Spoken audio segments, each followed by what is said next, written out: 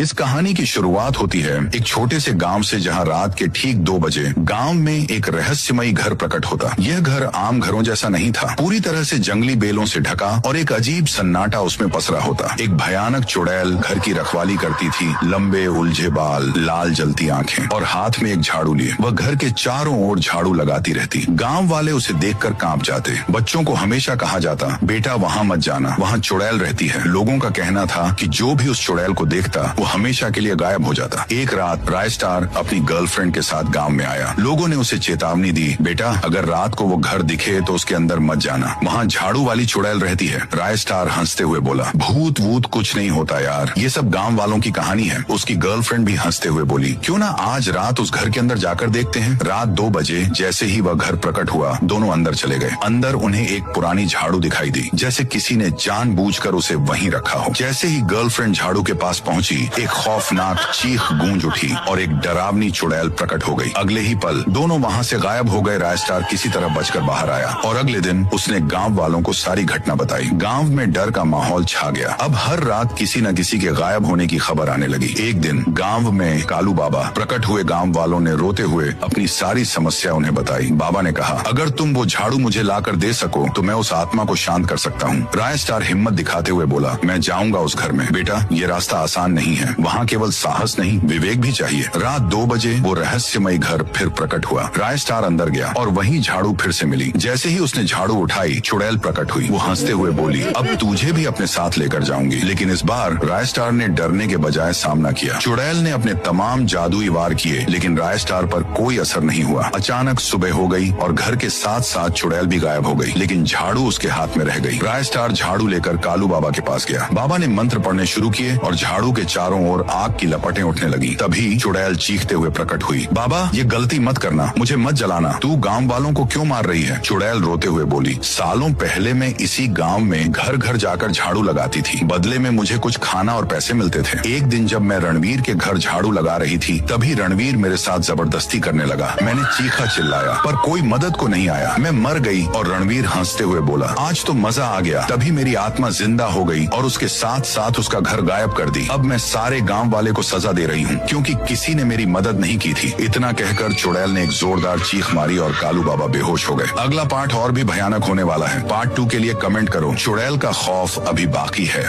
रायस्टार ने हिम्मत करके उस पर हमला कर दिया। एक झटके में रोबोट का हाथ कटकर धरती पर गिर पड़ा। थुंग थुंग ने अपनी जादुई शक्तियों से एक विशाल इलेक्ट्रिक रोबोट बना दिया। वह हंसते हुए बोला, अब पूरे शहर में सिर्फ मेरा राज होगा। और रोबोट में बैठकर वह गांव की तरफ निकल पड़ा। रोबोट जहां भी कदम रखता, जमीन चीर जाती, घर टूट जाते हैं। अब पूरा गांव तबाह होता गया। लोग डर के मारे इधर उधर भाग रहे थे। कुछ ही पलों में पूरा गांव खंडहर बन गया। ये सब रायस्टार अपनी आंखों से देख रहा था। उसे विश्वास ही नहीं हो रहा था, इतना बड़ा रोबोट भला यहाँ कैसे आ गया। तुरंत आसमान की ओर निकल गया और हवा को चीरते हुए डॉक्टर झटका के लैब तक पहुंचा। वह आंसू भरे स्वर में बोला, मेरे गांव पर एक विशाल रोबोट टूट पड़ा है, लोग मारे जा रहे हैं, क्या इसका कोई इलाज है। डॉक्टर झटका ने गंभीर होते हुए कहा, हाँ, अगर तुम मुझे रोबोट का कोई एक हिस्सा ला सको तो मैं उसकी बनावट समझकर कुछ कर सकता हूँ। रायस्टार को डर नहीं आया। उसने साहस जुटाया और फिर उड़ते हुए गांव की ओर बढ़ा। हवा में उसने मकड़ी का जाला फैलाया ताकि रोबोट को फंसाया जा सके। थोड़ी ही देर में वह अपने गाँव पहुंचा जहाँ रोबोट तबाही मचा रहा था। रायस्टार ने हिम्मत करके उस पर हमला कर दिया। एक झटके में रोबोट का हाथ कटकर धरती पर गिर पड़ा। रायस्टार ने वह हाथ उठाया